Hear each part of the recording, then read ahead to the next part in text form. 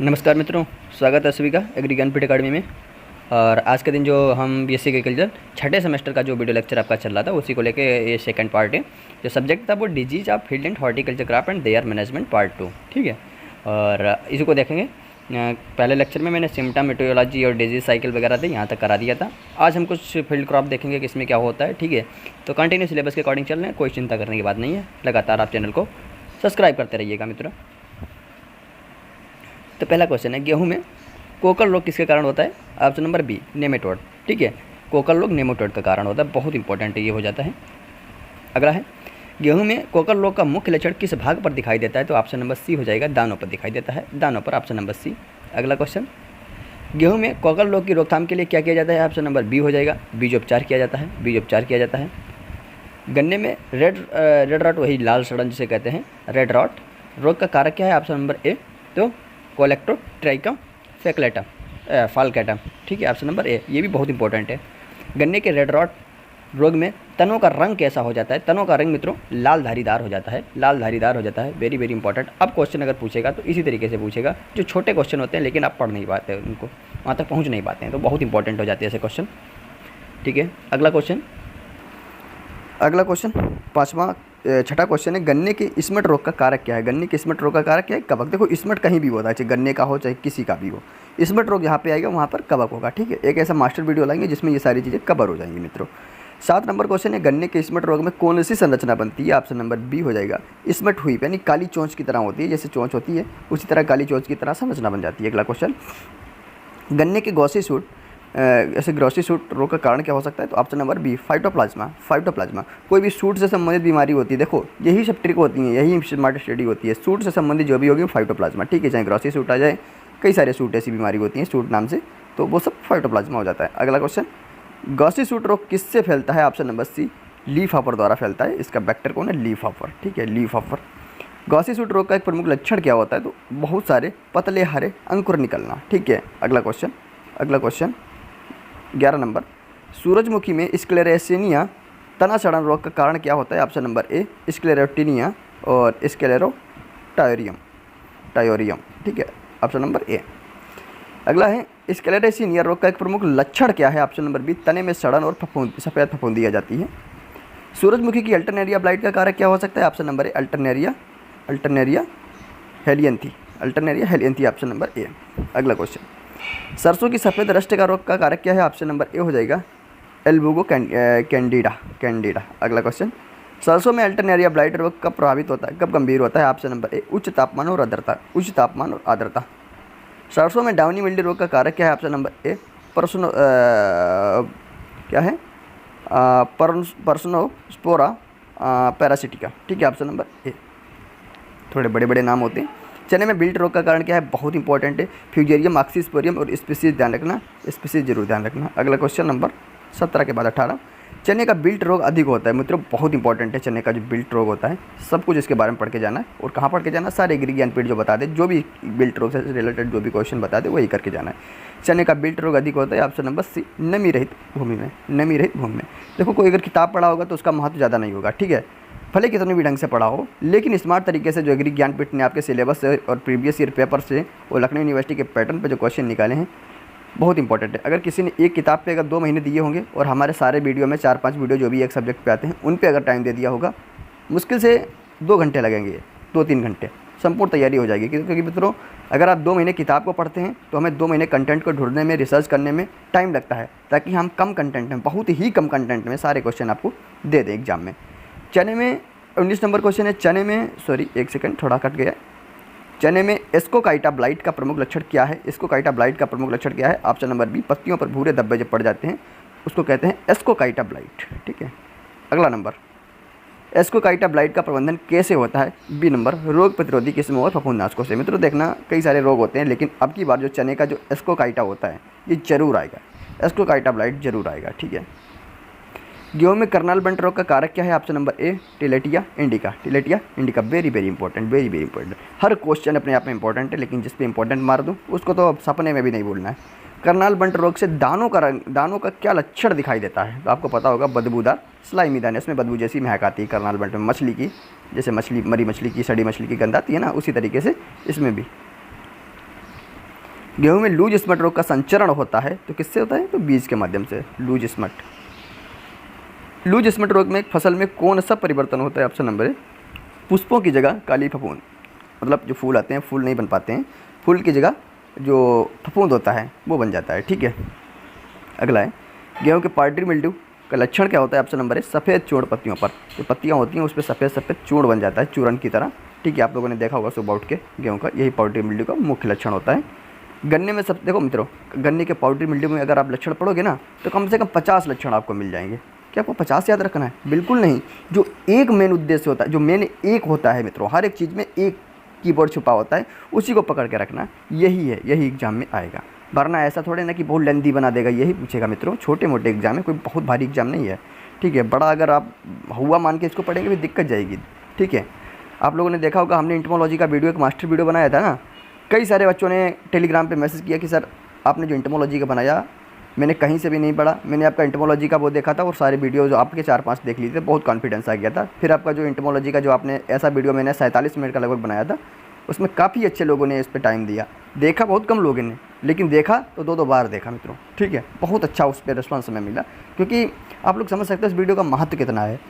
ऐसा वीडियो था 18 क्वेश्चन उसी वीडियो से आपके हो जाते, 18-20 क्वेश्चन हो तो काफ़ी क्वेश्चन जाते हैं 25 से ऊपर, लेकिन 18-20 क्वेश्चन कहीं नहीं है, केवल आपको देखने से एक बार में।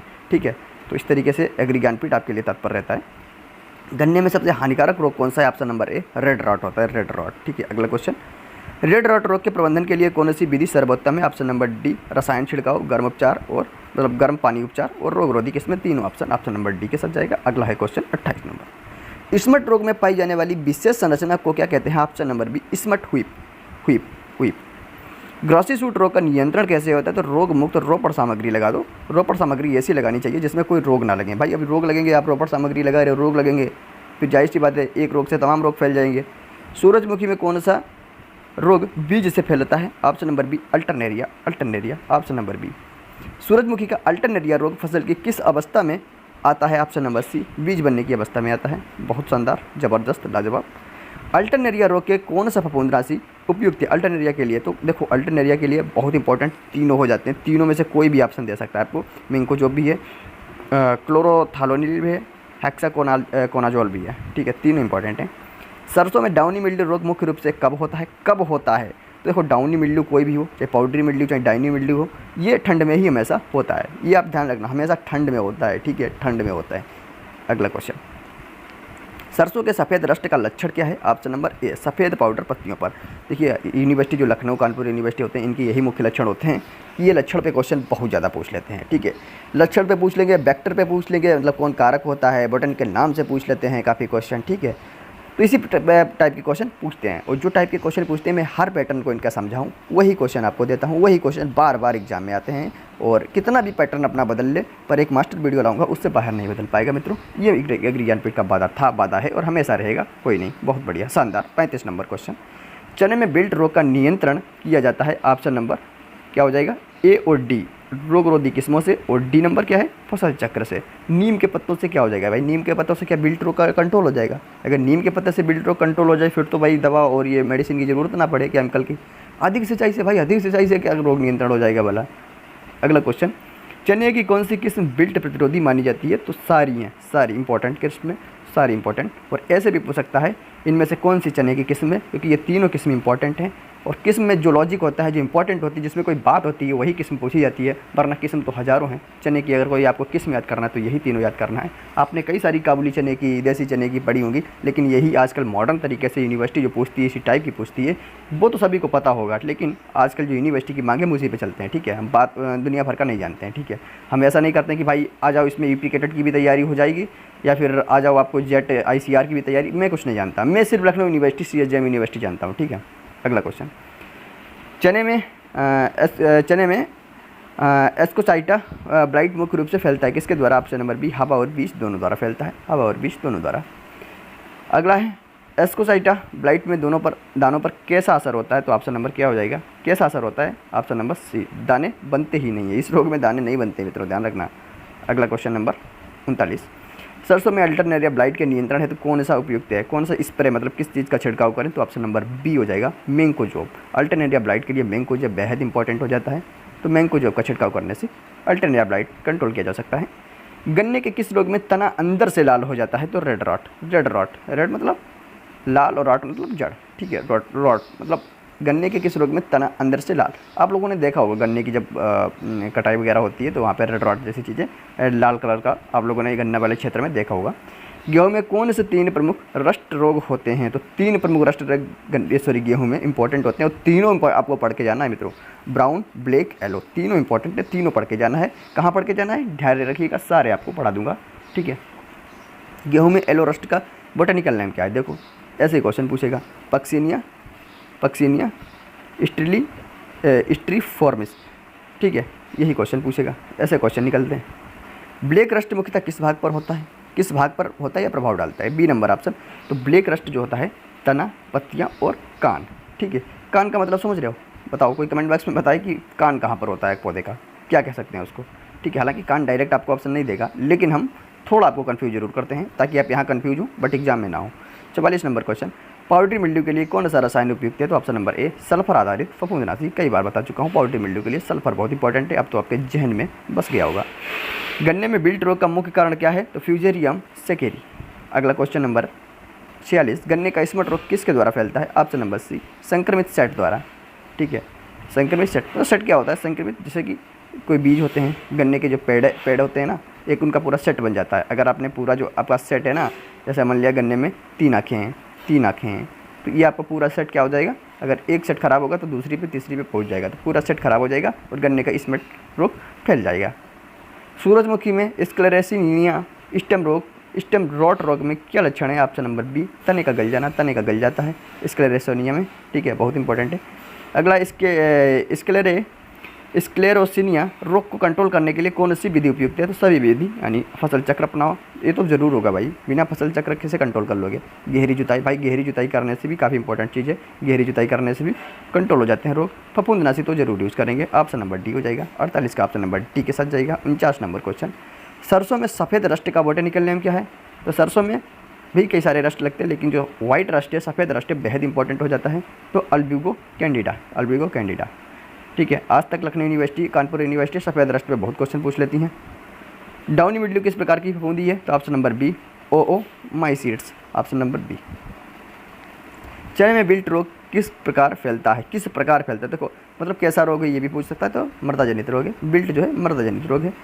चने में एस्कोसाइटल ब्लाइट का लक्षण क्या है? ऑप्शन नंबर ए भूरे काले धब्बे पत्तियों पर पड़ जाते हैं, ये इसका प्रमुख लक्षण है।